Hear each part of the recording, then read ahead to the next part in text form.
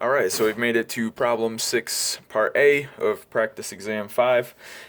In this problem, we want to show if these three vectors, u, v, and w, are coplanar.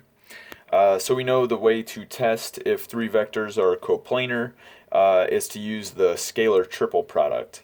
So we're going to look at the triple product w dotted with u cross v. So we can do these in any order. It doesn't matter which vector comes first. And you'll see why I chose W to come first. So first of all, let's write this out in terms of our determinant. So this is going to be entries of W in the first row. So this will be 1, 0, 0. Entries of U in the second row. So this will be 1, 3, 4. And then entries of V in the third row. So this will be 2, 7, minus 5. Okay, so now we want to compute this determinant. And if you think about it, the first part that we're going to do will depend on this 1. So we'll do 1 times the determinant of this 2 by 2 here, 3, 4, 7, negative 5. And then the next entry will be 0 minus 0 times, some stuff, who cares? It's being multiplied by 0. And then plus 0 again times some 2 by 2 that we don't even care to write down because it's being multiplied by 0 anyway. So these are both just gone. Multiplied by 0 and vanish into thin air.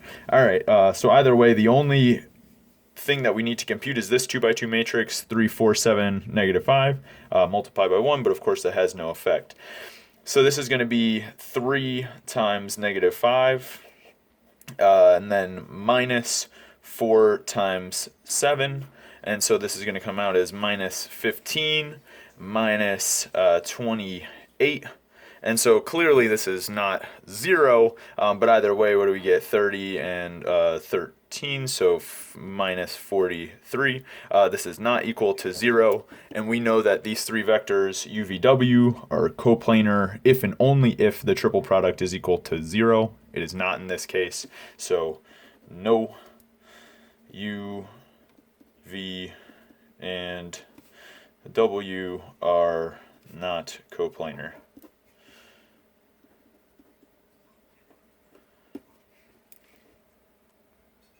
All right, so that part was pretty easy. So we'll also do part B from problem 6. So in this problem, we have three vectors, a, b, c, and we know that when we take their sum, it's equal to the 0 vector, and we want to show this relationship between the cross products of a and b, b and c, and c and a. So first and foremost, and actually this has little bearing on this problem, but this is kind of where things are coming from. But either way, if we have three vectors, then when we add them together it equals 0, this is essentially what's happening. So we have some vector a. When we add the vector b to it, we put the tail of it at the head of a, and so this is our vector b.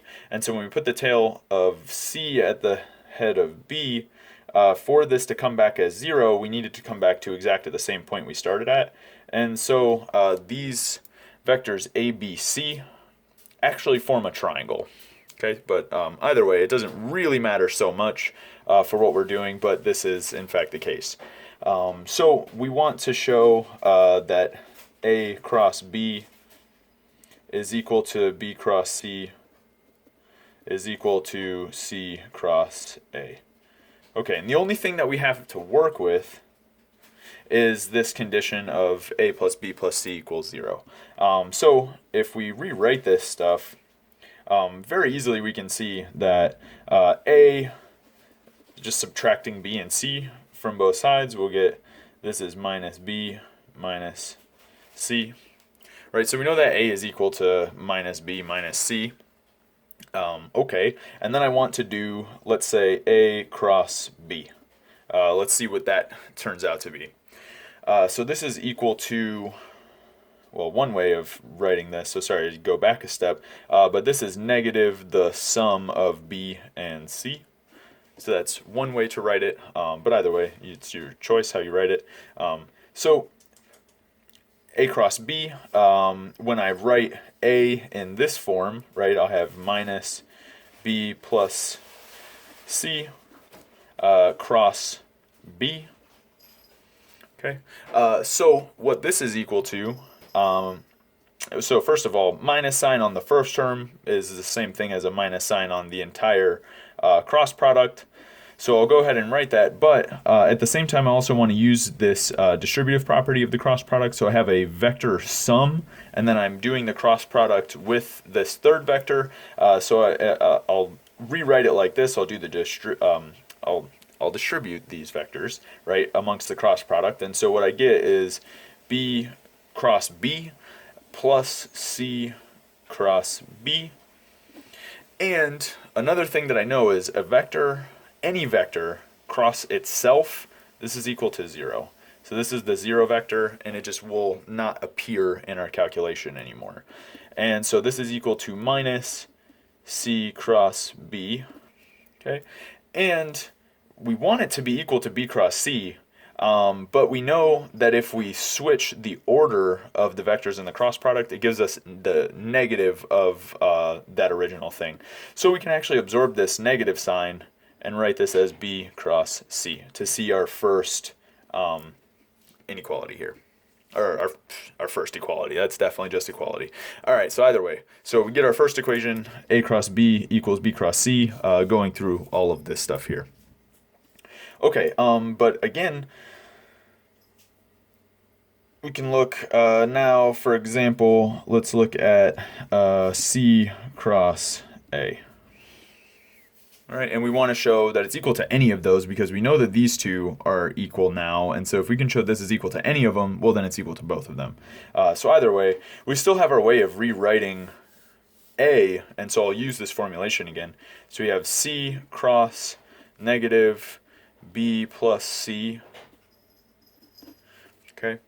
And so this is equal to, again, I can pull my minus sign out, I can do my distributive property, so I pull the minus sign out, and I do my distributive property, and I get C cross B plus C cross C, and again, any vector crossed with itself is just the 0 vector, so this one will disappear, and I have minus C cross B, so I know I can switch the order there and get it to be positive, so this will be B cross C, and that's exactly, one of them, right? So we have equality amongst all three of them. So then A cross B is equal to B cross C is equal to C cross A. All right, and that's it for part B. All right, and so now we're on the last part of question 6, part C. So in this part, we want to prove that if we take two vectors, m and n, and we take the difference and cross it with the sum, then we actually just get 2 times the cross product. So these can be 0 vectors, non-zero vectors, whatever you want. Either way, let's just go ahead and compute, right? So we notice that on the left side, this is the side we're going to want to simplify. It's more complicated than the right side.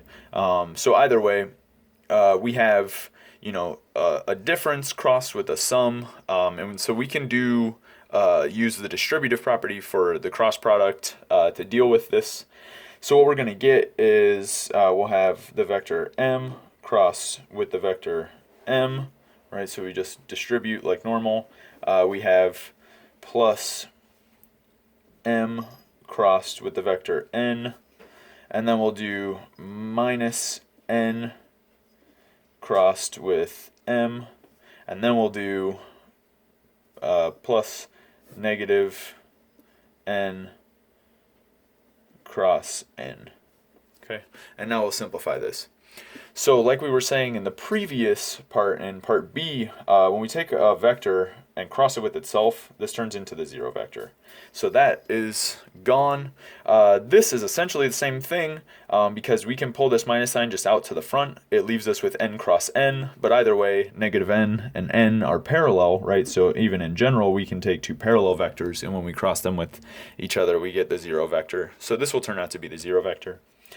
So either way, we're left with just m cross n and negative n cross m. And so the way that I'm going to rewrite this is first I'll pull this minus sign out front. So I guess I should be writing minus here.